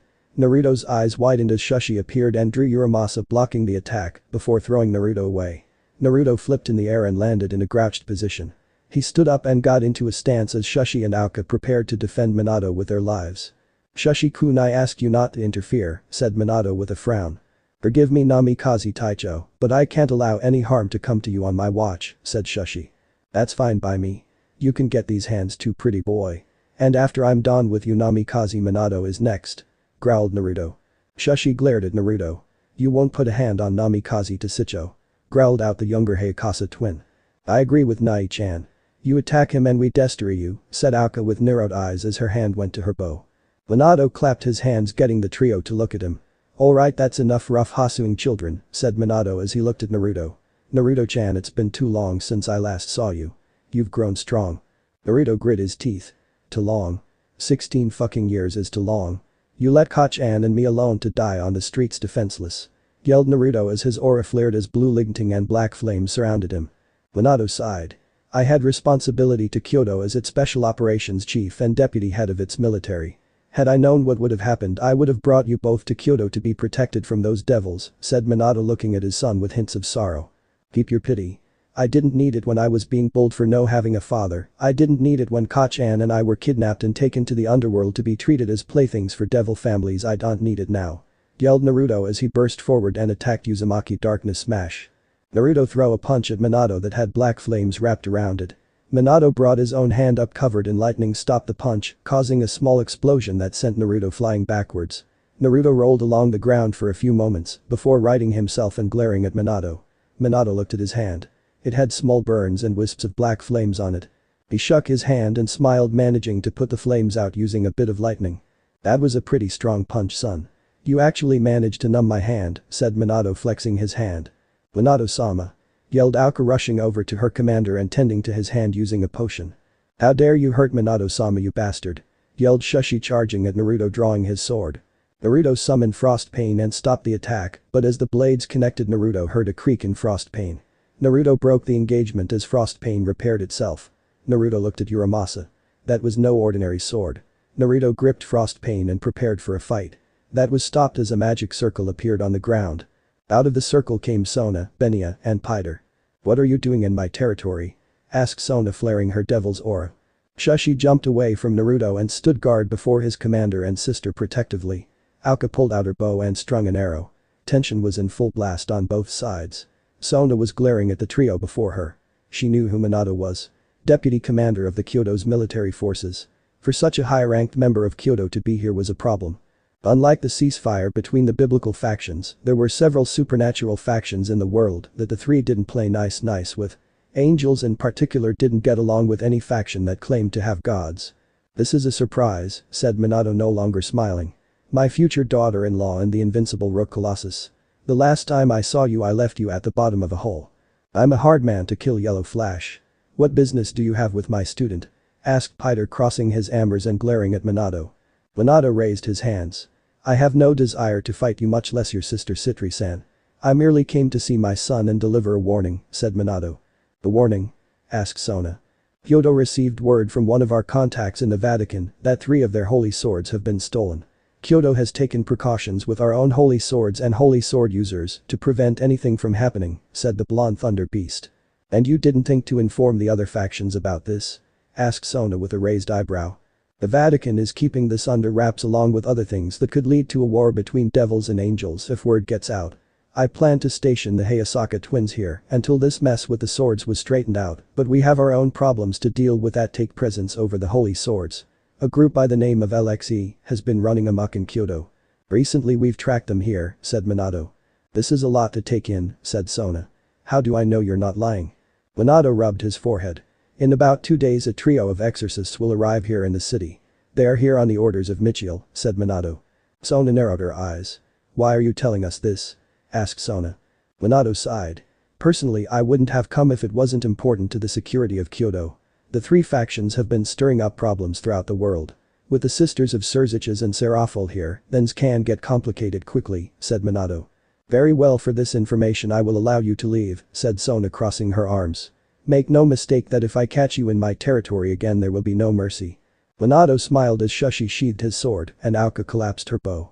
As they made their way out, Shushi and Naruto's eyes locked. Once they group from Kyoto left, Sona rounded on Naruto with narrowed eyes. Naruto swallowed since he knew that he was in trouble. Smack. The sound of Sona's open palm reverberated throughout the living room as Naruto had a nice red handprint on the left side of his face. The rest of the peerage stood around the room. After the incident with Kyoto's special ops chief, Sona had called an emergency meeting while Pider went to report his finding to Serafol. This was a potential international incident that needed to be addressed. Sona crossed her arms over her chest. I don't need to tell you why I did what I did, do I? Asked Sona, a deep frown on her face. No, Sona-sama, said Naruto, knowing that currently he wasn't speaking to his fiancé, but his king. Sona-sama, don't you think you're being a little hard on Naruto-kun? Asked Mommy. Currently Mommy was wearing a black nightie that showed of much of her breasts, something Saji was really taking advantage of to get a good eyeful. There's a lot more at stake than you think, magical girl, said Loop. He currently only wore a pair of sleep shorts. What do you mean, Loop-san? Asked Mam with narrowed eyes. Tsubaki sighed. With Naruto's current engagement to Sona-sama as well as his defeat of Riser-sama, he is a high-profile target for other factions. As Sona-sama is the sister of one of the Satans that doubles things, said Tsubaki. I don't get it, Naruto was able to beat Riser easily enough, why couldn't he defeat this Minato guy? Asked Sanji. Naruto closed his eyes. Unlike with Namikaze Minato, Riser and I are about the same level of power when we max out. I practically maxed out when I throw a single punch at Namikaze. He stopped me with only a fraction of his power. The gap between us is as vast as a desert at the moment, said Naruto. If this guy is so strong, how come I've never heard of him until tonight? Asked Benya. Sona sighed. Minato is the deputy commander of the Kyoto military forces. That's not just a title he holds for shits and giggles either. The commander of the Kyoto forces is Sarutobi Hiruzen, and by all accounts in his youth, he was strong enough to fight on even grounds with the four Seraphs. Nowadays he's more of the military advisor than a fighter. Namikaze Minato is strong, even for a lightning beast. He's strong enough to fight on even grounds with any cadre from the Gogori. Maybe even strong enough to defeat any of the Satans one-on-one except Surzich's, said Sona. That's not all, said Naruto, steeling himself to tell them his secret. What do you mean? Asked Tsubaki, looking at her childhood or closet thing to a childhood friend in confusion. Sona, do you remember when you found me in the streets? Asked Naruto, turning away from Sona and the others. Yes. I remember. You were a thief in my family's territory. You stole from people here to survive. Why bring that up now? Said Sona. What does that have to do with Namikaze? Asked Haruko, crossing her arms under her breasts. I wasn't there by choice. My mother was the girlfriend, wife hell lover of Namikaze Minato, said Naruto, making everyone look at him in wonder. He's your father? Asked Haruko with wide eyes. Naruto's hands balled into fists as they began to shake. He is no father of mine. As far as I'm concerned, he's just a damn sperm donor that got lucky. Growled Naruto. I don't understand. If she was his lover, then why did you end up in our territory instead of Kyoto for protection? Asked Sona. It has to do with my mother's ability. My mother had the power of seal anything holy, demonic, other. It wasn't a scared gear, but something else entirely. My mother's family believes that she was the reincarnation of a goddess of protection. She definitely protected me from the devils that attacked us and took us to the underworld. Sona grew enraged. Impossible. Yelled Sona, shocking her entire peerage. Under the new laws of the new Satan faction, trafficking of another spices is a punishable offense that can result in death and a one-way trip to the third ring of the sixth level of hell. That was the law established by the Satans. Naruto rounded on Sona with narrowed eyes with lightning sparking from them. Come on Sona, don't be so fucking naive. What do you think the peerage system is? It's legal slavery under their rule. A lot of people never had a damn choice but to become devil. I know I didn't. Yelled Naruto. Sona took a step back in shock at what her knight said. Naruto had always been able to hide his emotions to a degree from her, but this was something else altogether. Naruto had some less than pleasant views on the current ways devils ran the underworld, but to hear him say them out loud was something that Sona didn't think she would hear. Naruto, said Sona in a bit of a somber tone of voice. Sona reached out to her knight, but stopped as Enju appeared. Naruto Nairina detected the presence of holy energy in Kuo, said Enju. Alright. Thank you Enju-chan, said Naruto. We will finish this conversation at a later date, said Sona, turned to her peerage. Loop, Mommy, and Benya. I want these exorcists brought before me tomorrow afternoon. Until then, keep a close eye on them. Haruko, Saji and Momo, I'm putting it in your hands to get in contact with Rias and give her all the details on what is happening. Naruto and Tsubaki, you will join me, we need to finish our discussion, said Sona. Location. Kuo Town. Place. Hotel. Time. 0140. The squeaking of bed springs, the panting of two people, the heat of the room was too much to bear for the Hayakasa twins. Aoka grabbed her brother's hands as she threw her head back in bliss as Shushi finished inside of her. Aoka fell off her brother before cuddling up to him. Perfect as always Nai-chan, said Aoka. Shushi smiled at her before kissing her forehead. Aoka put a hand on stomach. If we preform well will grant us our wishes. Bodies that will last forever, said Shushi. The way to have children of our own without problems, said Aoka. The future all our own, said the twins.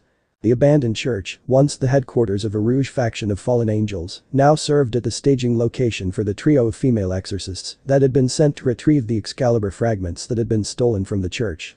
The first girl was physically the strongest of the three and one of the best swordsmen currently in the church. Zenobia Quarta. She was a beautiful young woman that stood at 5'6" with a slender yet toned body with large D-cup breasts and a nice shapely ass with blue hair with a single green bang, amber eyes, a black skin-tight short sleeve unitered with pauldrons. Matching fingerless gloves that extend to her biceps, and thigh-high boots, all of which are adorned with straps. This attire is worn under a white-headed cloak with gold and blue accents. She also wears a crucifix around her neck. Sitting next to her was Excalibur Destruction. Zenobia was quite a serious young woman and self-proclaimed swordswoman. The second girl was the child of Kuo's former head exorcist and fastest warrior of her generation. Irina Shidou stood at 5'4" with chestnut hair and violet eyes. Her hair is usually tied into twin tails, each held with a blue scrunchie, wearing the same uniform as Zenobia. Around her left arm was a white braided rope. Finally was the appointed leader of this mission, as well as the one person who wouldn't tolerate failure in the slightest. Takiko is a fairly short, standing at 5'1" with cup breasts, with orange eyes that were normally narrowed in a glare and blue shoulder-length hair. Her most distinguishing feature is the horizontal scar running across the bridge of her nose and across her cheeks, wearing a blue and white sailor outfit with white cross designs and an orange bow. She also wears similarly designed knee-length socks and white shoes. Sitting next to her was her weapon of choice. A blessed long sword with a hole near the top. "I can't believe that you wasted all the money that the crutch gave us for this mission on that picture," sighed Takiko. "I had no choice," yelled the excited Irina. "To show our devotion and love to God, I had to buy this." The picture in question was the classical depiction of God. An old man with his hand out and a staff in his hand. Takiko and Zenobia sighed at their friend's antics and foolishness. While the three of them had been a team for about 3 years, they also were constantly at odds with each other because of the way they viewed things. Because Zenobia and Takiko both grew up. Takiko got up and began to wrap her sword up in a sword sheath cloth. Zenobia turned away from Irina and looked at her. "Where are you going, Takiko?" asked Zenobia. "To get us something to eat," said Takiko as she picked up her sword and slung it over her back. "Though with the grace of our Lord Almighty, Takiko-chan. Remember we are in devil territory," said Irina. Takiko nodded to Irina. "I'll be careful, Irina," said Takiko before walking out of the room. Location: Kuo. Place: Market District. Time: 0900. Naruto and Tsubaki walked down the street. Naruto quite pissed off at the moment. Currently he was on probation by Sona. Probation was quite different for devils and peerages than humans. A peerage probation acted as a sort of restriction demotion. His magical abilities were also restricted, as well as a monitor being next to him at all times. Sona had selected Tsubaki to be his. "Naruto, you have to understand why Sona-sama did this," said Tsubaki. "She loves you and doesn't want to see you hurt." Naruto stopped and looked at his friend. He wanted to rage at her, but chose not to. Turning away from her, he continued to walk away with her following. They walked like this for about 20 more minutes before they came across something that made them both stop. Standing near a street corner was a girl with dark blue hair and a scar across her nose, preaching the word of God to anyone who would listen. "She does realize that she's in devil territory, right?" asked Naruto, ignoring the spiking headaches that he was receiving. "If she doesn't, she'll soon realize that she is," said Tsubaki, opening a small compact mirror in her left hand. Tsubaki walked up to her with Naruto behind her. Naruto had a Kakugane in his hand ready to defend Tsubaki if needed. As they approached, the blue-haired woman's eyes locked onto the duo. She stopped speaking her verse and looked at the two. "Greetings, lost children. I am a servant of He who is Almighty. I bear no ill will toward you and only seek to further our mutual goals. If you would be so kind as to take me to one who has knowledge above you, I will gladly explain my purpose here," said the young woman. Translated: "I know you're devils, but know that I am an exoxid of the church. I am not here for a fight, but to do something that will help us both. Take me to your king and he'll tell you what I can." Tsubaki nodded. "Very well. We will take you to our king," said Tsubaki. "Thank you. Allow me to gather my comrades and we will meet you at a neutral location," said Takiko, making sure not to take her eyes off Naruto. "Kuo Academy. With so many humans around, we won't do anything to endanger anyone. 1300 today. Don't be late," said Naruto. Tsubaki and Naruto turned to leave and quickly vanished into the crowd. Takiko looked at the duo as they left. The girl she could probably beat with ease. No, that was a lie. The girl was about the same level of power as Takiko was magically, but close combat-wise Takiko could destroy her. The boy, however, his strength was beyond the three girls put together. Even as Zenobia burst out her trump card, they still might not stand a chance. Location: Kuo. Place: Kuo Academy main school building. Time: 13:15. The peerage of Rias Gemri made their way to the student council room upon the request of Sona, with the sole purpose of finding out about the chaos that was becoming Kuo Town. Saji had informed her about the ongoings of both the Kyoto faction, the Fallen Angels, and the Crutch. The fact that Rias was unaware of the things going on right under her nose pissed her off. Already Naruto was off limits to her. She was going to offer Sona her unused knight in exchange for Naruto. Riaz knew what Sona was going to trade her servants away to protect them from Riser. It was a play Riaz would have made. With Naruto defeating Riser soundly as well as showing his power against a noble-class devil, already several people were calling for him to be made a high-class devil, though just his strength alone. Stopping in front of the door, Saji and Issei. Riaz walked in. It looked like the meeting had already started if the three girls sitting before Sona were any indication. Riaz looked at the empty chair next to Sona and quickly filled it. "You're late, Riaz," said Sona, eyeballing the girl. "I was busy tracking down a Rouge Devil," said Riaz, which wasn't untrue. It was just that Issei killed that devils in less than 2 minutes. It was relatively weak. "So back to what you were saying to Kiko-san," said Sona. "Hi. As I was saying, we came from Italy because 3 of our 6 Excalibur fragments were stolen from us," said Takiko. "Stolen?" asked Issei. "Hi Ice-kun," said Arina. "Someone was foolish enough to attack the church and steal 3 of the swords. Zenovia and Takiko were ordered by the church alongside myself were told to retrieve them." Naruto put his hand on his face. "So instead of sending in an experienced team and maybe a few angels or brave saints, they send 3 girls with only having enough experience to take out low-level spirits or demons," said Naruto. Zenovia glared at Naruto. "I'll have you know that we're a lot stronger than we appear, Uzumaki-san," yelled Zenovia. "That I believe, but you're going after people who got past the defenses to steal 3 of your damn swords," said Naruto. Zenovia went for her sword as everyone tensed up. Naruto put his hand out ready to summon Frost Pain. Both warriors were ready to do battle. Zenovia was the first to calm herself as she released the handle of her sword. "We only did this as a courtesy. Stay out of our way. We won't hesitate to kill you," said Zenovia. The trio got up and went to the door only for Zenovia to stop and turn to the former nun Asia. What followed were some of the harshest words that Naruto had ever heard in his life. And considering what he had been, though, that was saying something. Issei was quick. Yo jumped to her defense and defend her honor. Kiba also jumped in, but for more personal reasons. "Hey, how about we make this a good old team fight," said Naruto. "Naruto," started Sona. "Relax, Sona-sama. I got this," said Naruto with a smirk. Sona grit her teeth in annoyance at her fiancé. Ever since their little fight they had been on different pages. Sure, they could work together just fine, it was their personal life that was suffering.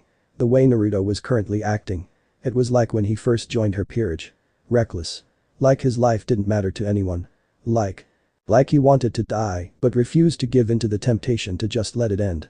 The groups moved outside to a large field. Tsubaki and Akeno used their combined might to create a barrier strong enough to where no one would know the battle was happening. Naruto summoned Frost Pain and stood between Issei and Kiba. "So who do you guys want?" asked Naruto. "I'm going to take on Arina," said Issei, summoning the boosted gear. "The blue-haired girl with the big sword is mine," said Kiba with a glare on his face as he was creating a pair of holy erasers and throwing one to Issei. Naruto looked at Takiko. "Leftovers are fine with me." Naruto rushed to Takiko and slashed at her. Takiko drew her sword and stopped the attack with ease. Before Naruto could fully back away, Takiko opened her palm with a blast of light that sent Naruto flying.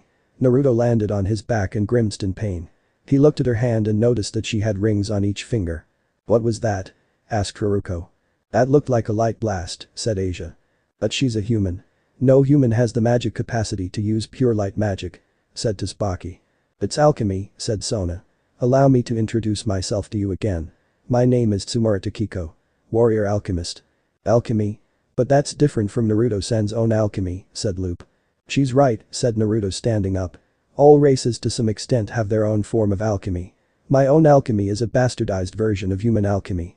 True devil alchemy is purely manipulation of elements into rare materials or weapons, where human alchemy can be used from combat transmutation to item forging." "You're correct. I'm a member of the alchemist army under the control of the Vatican. My skills don't lie in magic, but science," yelled Takiko, opening her hand up and forming another light blast. Naruto brought Frost Pain up and blocked the attack before he flew at Takiko. The duo exchanged blows in quick succession, but due to Naruto's speed and strength, he managed to gain the upper hand and knock away Takiko's blade. The blue-haired girl kept her grip tight on her blade, even though it was high in the air. Takiko raised her hand to attack with a blast, but Naruto slashed at Takiko and unleashed a blast of ice. The slash hit Takiko across the chest with enough force to send her blade flying in the air. Takiko looked at Naruto's belt and reached for his spare Kakugane. Naruto's eyes narrowed as he grabbed Takiko by her head and slammed her into the ground before he put Frost Pain to her throat. Takiko looked at her opponent with a glare. "I yelled," said Takiko. Naruto led her up as they looked at the fights between Arina and Issei, as well as Zenovia and Kiba. With the sword maidens coming out on top of their respective fights. Zenobia said something to the boys before she and Irina made their way over to Takiko. "Takiko, let's go," said Zenobia, annoyance clear in her voice. Takiko looked at Naruto, who looked back at her. She turned away and left the area with her comrades. As they left, Takiko reached into her pocket and pulled out a Kakigane XL IV. Naruto broke several of his beakers and broke several testing blades in pure rage. He killed a few of his test homunculi with a blast of lightning. While this was happening, Mommy sat on the stairs watching him with a bit of glee. Seeing him in his wrath, raging like a beast bound in chains and confined to a cage not of his own volition, was an experience in and of itself. It also brought up a feeling all devils knew well. A feeling that was ingrained in their DNA and even grafted itself onto the DNA of reincarnated devils. Lust. The raw power he was unleashing was almost busting though the seals that restricted almost 40% of his powers. Even with so much restricted, he was still exciting force equal to that of a high-class devil. Such raw power was intoxicating to the blonde-haired girl. All supernatural beings bar angels were attracted to the strong. Mostly due to the fact that they wanted their future offspring to be strong, and strong mates made strong offspring. Currently, Mommy was looking at a pillar of power. Just feeling his raw power made her want to jump his bones. "That bitch," yelled Naruto as he looked at his belt that he abandoned on his table. Naruto always kept 3 Kakigane on his person at all times. When he left along with the peerage, he had discovered that one was missing. He quickly sent out Enju and Rina to find the 3 girls, but that had managed to set up a barrier that deflected their ability to find them. So now he had to wait for them to appear again. When they did, he was going to show them the true sins of a devil. Mommy got up and dusted off her skirt as she made her way down to the floor. "That rage is going to cost you a lot to repair your equipment," said Mommy. Naruto turned on her and pushed her against the wall. "One of my Kakigane was stolen. If someone can figure out the blueprint, or worse, reverse engineer it with light-based magic, we're all fucked," yelled Naruto as he struggled to keep his raw anger under control. Mommy didn't look at Naruto with fear. She touched his face. "Take your anger out on me. Use your lust, ravage my body like the devil you are, Naruto-san," said Mommy. Naruto slammed his lips into her own in a brushing kiss as he gripped her thighs and lifted her up. Mommy moaned into the kiss as she wrapped her arms around Naruto. Naruto slowly began to dry hump her, their clothed parts preventing full penetration at the moment. Naruto grabbed her large breasts before ripping open her shirt. Mommy opened her mouth, allowing Naruto access to her tongue. Their tongues began to fight for dominance. This was what she wanted. All his raw energy was forcing her to submit to him like she was a bitch in heat. Mommy moaned as Naruto's hands left her breasts before he ripped off her corset and shirt open, making buttons fly everywhere, unleashing her bra-covered breasts before he ripped that away too. Before things could get any hotter, someone cleared their throat near the top of the stairs. Both Naruto and Mommy looked up to see Sona standing there with a glare in her eyes. "Mommy, I would like a word with you," said Sona from the stairs. Naruto moved away from Mommy, whose face was flushed. She gave Naruto a small kiss on the lips before walking off to speak with her king. Once the duo were at the top of the stairs and away from Naruto's lab, Sona turned around and slapped Mommy with all her might. Mommy's head barely moved, but her cheek was turning red from the hit. She gripped her cheek in pain as she looked at the glaring Sona, a small grin on her face. It was clear that Sona was mad, and Mommy knew that she had been playing a dangerous game messing around with Naruto currently. To her, what was life without a little danger? "I don't have to warn you about the consequences of messing with Naruto while he is being punished, do I, Bishop Mommy?" asked Sona. Mommy chuckled. "No, Sona-sama. I was just offering him an outlet for his rage. He could freely use my body as he pleases," said Mommy. "Do not test me, Mommy. I am your king and I demand your obedience and compliance," growled Sona, allowing her powers to flare. Mommy smiled. "Of course, Sona-sama. I wouldn't ever dream of defying you," said Mommy with a smile as she turned to leave, only to stop. "However, if he seeks me out, I won't turn him away, especially if he seeks comfort in my bed." At that point, Sona screamed and unleashed a pure blast of water. Mommy waved her hand and made a barrier as the water hit it and slid to the sides. As they did, they sliced through the metal chair and stone pillar on either side of her. Mommy let out a small laugh. If didn't know any better, I would swear that was designed to kill me, Sona-sama," said Mommy, flexing her hand as yellow energy swirled around it. "Don't test me," yelled Sona, flaring her own magic. The duo stood off against each other, but were quickly stopped as the air around them froze. They looked to the door to see Esdeath standing there. "Sona, that is enough. You're letting your responsibility as a king conflict with the feeling in your heart. Mommy, you are her bishop, a protector of Sona. Don't antagonize her any further," said Esdeath. Mommy and Sona looked at each other before Mommy walked off. Sona didn't say a word as she looked at the door that led to the man she loved. Location: Kuo. Place: abandoned church. Time: 0300. Akiko examined the item that she had stolen from Uzumaki. It was a gray hexagon. She could tell just by looking at it that it was built using alchemy and had incredible power. As an alchemist warrior, she was one of the 1,000 people tasked with the order to either find the original Philosopher's Stone or create a new one. This might be the key to unlocking said stone. Akiko stood up and held the item up. "Let's see if I can unlock your secrets," said Takiko as she focused her energy into the Kakugane. The Kakugane opened and began to reform the form of 4 scythe-like blades lined with 4 hexagons each and are connected to attachments clamped to her thighs via 3 mechanical arm segments each that were attached to her lower thigh. "This is interesting," said Takiko. One of the blades moved of their own accord and destroyed a rock that was about to hit her in the head. The alchemist warrior turned to find Zenovia standing there with a few rocks in her hand. "I'm disappointed in you, Takiko. How could you use devil magic when you are a servant of He who is Almighty?" said Zenovia with an annoyed look on her face. Takiko looked at her.